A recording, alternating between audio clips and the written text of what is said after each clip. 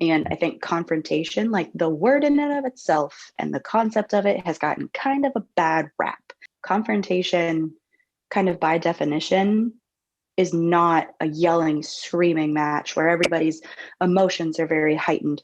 Confrontation is asking someone to clarify something that you do not find to be equitable. So if somebody says that 2 + 2 = 4 on one day, and then the next day they say 2 + 2 = 5, it is a confrontation to say, hey, you did this equation differently on 2 different days. Just following up, which one of those examples should I follow? Then the other person who you have confronted is given an opportunity to level with you. The point of confrontation is to get people to level, to give you their honest concern, their honest reaction.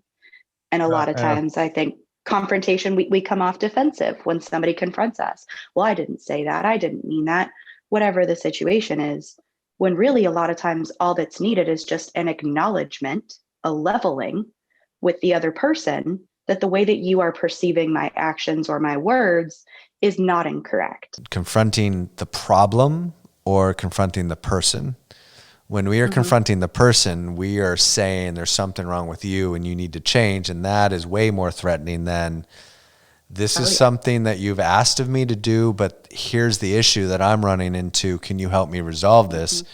It's confronting Yeah. the problem. You know, I saw time and time again, whereas as adults with children, that we confront the child when they're doing something wrong. And it's like, well, you're confronting the person as if Mm-hmm. the impression is that they did that on purpose and that they were trying to be bad. And so, of course, you're going to get somebody who's going to be resistant and defiant, and it's not productive, and it actually creates more problems, not less. When we're talking about confronting, because it usually is used in a way where it's going against the person and not trying to address the problem. When we're Yeah. confronting, we have to confront the problem, the situation that is not working, not the person itself. I know there's probably elements where it's like, okay, you keep doing this to me, like you keep yelling and screaming at me, so I need to kind of address that.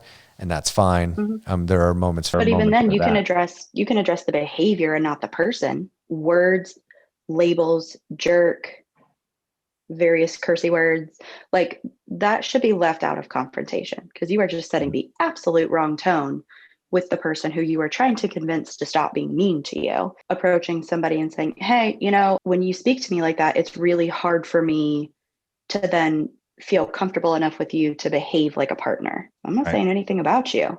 I'm talking about your behavior. And going back to kind of collaborative problem solving, we're problem solving the situations, the expectations, the triggers that bring on that behavior, not the behavior itself. You know, because we can. Right. I saw a quote. It's like you can't solve a behavior, but you can solve the problem that leads to the Mm-hmm. behavior. And so that's what we're Yeah. looking at. So this expectation is really a problem, is really difficult or challenging. So let's try to resolve that. What's challenging about that expectation that's leading to this behavior or, bad choices or whatever.